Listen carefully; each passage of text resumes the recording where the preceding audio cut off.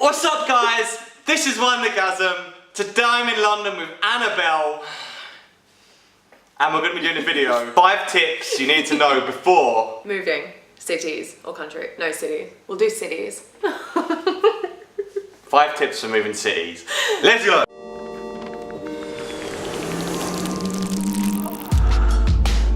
So I think that we're both really, knowledgeable people on this topic because we've both lived in several cities through our short lifetimes. Annie is steadily creeping up on 35, so she's lived in a few more cities than me. But between us, we've lived in, we've moved cities / countries several times. So I think we might be able to help you out. So let's do it. Tip number 1, really important. This helped me when moving to Toronto. I joined a bunch of Facebook groups and online communities from that city. I know in London there's Aussies in London, right? There's Aussies in London. There's numerous.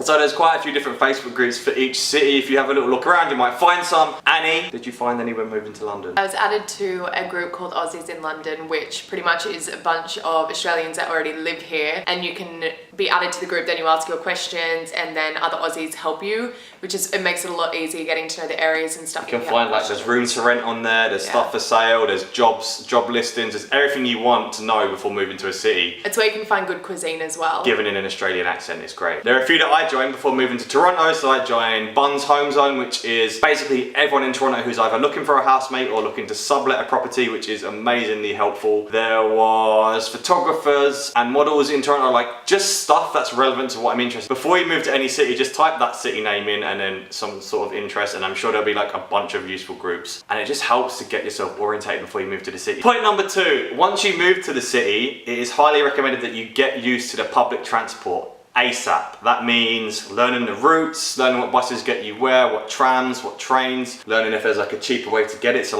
London has the Oyster card, Toronto has the weird green card that I never bought because I'm an idiot. But each city will have a cheap deals on transport. And what helped you get around London when you first got here? Definitely City Mapper. But the good thing about City Mapper is if you're traveling and you're going to a new city, for example, we just went to New York, and it picks up where you are at whichever city and changes all of the public transport. So I think City Mapper is in Toronto as well. City Mapper is lit, yeah. It's in Toronto, it's in London. It's the best app for traveling. Pretty much most cities it covers, and it just gives you the quickest route from A to B via public transport. As well as how much it's going to cost you, and then it gives you different ways that you can go depending on whether you prefer buses or trains or walking, if you're into that. If you're into that, like some sort of sick fetish. Oh, she's into walking. As much as I'd love to Uber everywhere, it's too expensive. I ain't balling, so we can't do that, sorry. Tip number 3, have a friend or a friend of a friend but living in a city already that you can ask questions and sort of find out any extra information that isn't really available online. When I was trying to find places to live, I would ask my friend if the neighborhood I was looking at was a bad area, a good area, if it was close to things, if it was expensive or cheap. I'd never been to Toronto, so I didn't know if $1,000 a month, stop looking at cats. I didn't know if $1,000 a month was a good deal or a bad deal, or if $2,000 a month was expected. I don't know what the norm for that city is, so having those extra people there to ask any extra information was super, super vital. Did you know anyone before you came to London? Well, I'd been to London before, so. So you knew everything about it? No, but I knew a little bit. So going back to joining the Facebook groups, one that's kind of a similar advice. If you don't know anyone in the city you're moving to, which is totally fine, that's where the Facebook groups come into play as well, because those people will kind of become the friends or family of the people. What? They will be the friends that you don't have, and they will give you the good advice and answer your questions. Number 4. The best thing when you move to a new place, especially if you're moving to London or Toronto, all of the areas are so different. So whether you fancy places, or whether you like grungy, or you a certain type of scene, the best thing to do is get an Airbnb if you can for a few weeks and explore the areas. Do not invest all of your money into something and then be stuck in a contract that you cannot get out of, because if you look at the fine print with a lot of contracts, the break clause and everything is extortionate. Don't move to an area until you know it, because it could be, like I said, again, it comes down to asking people what the area's like. But even if someone else says it's good, it might not be good in your books. Personal preference. It's important to make sure you explore an area before you move there, because it could be the complete opposite of what you're looking for, and then you just stuck there in a contract. So before you move as well, you want to make sure, if you're going to a new city, that you want to make sure you have a decent amount of money saved up before you go, because once you get there, if you don't have family there or someone someone that you can fall back on, you're going to be on your own. So you need to make sure you've got enough money to last you a few months. So that needs to cover rent, that needs to cover deposits for like a new place, it needs to cover any extra charges, it needs to cover the first few months of bills, because unless you've got a job lined up as soon as you get there, even if you do have a job lined up, it's going to be like at least 2 weeks to a month before you even get your first pay packet. So you need to be able to cover everything before you go. Don't be like me, don't move to Toronto with less than 4 figures in your bank account and think that everything's going to be fine, because it won't. This may be a very simple suggestion, but before you leave your home country, make sure that you have let your bank know that you are going to that country, because they see that you are making purchases in the United Kingdom and they didn't know you were going there, they will cancel your card, and then it's very hard to correspond from one country and then to you're going to another. get shut down. You're going to literally living get on the shut streets. Can you just leave the video for the next tip for like 1 second? We just need to get over that, whatever just happened. Tip number 5 would be to respect women.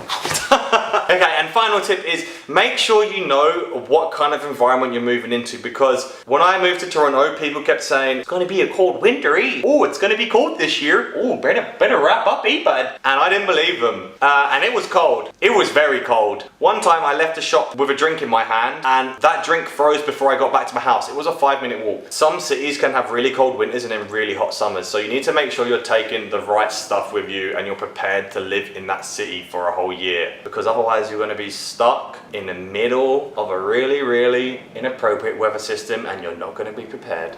Also, it's important to maybe make sure that your visa is the correct visa for what you intend to do whilst living there. Because some visas let you work, some visas don't, some let you travel, some let you leave the country and re-enter.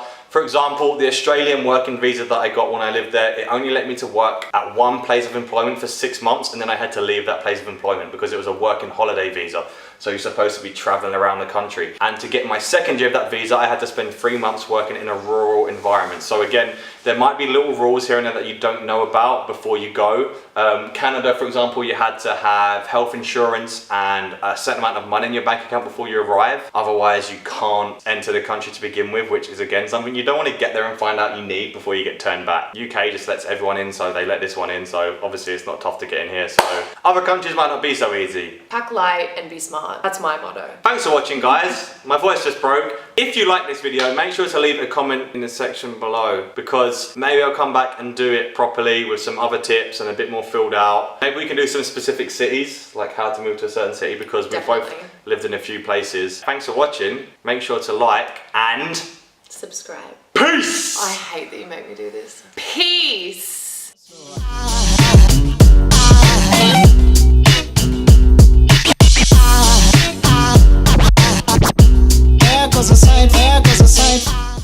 That is not. People love that, especially girls. Is that what you...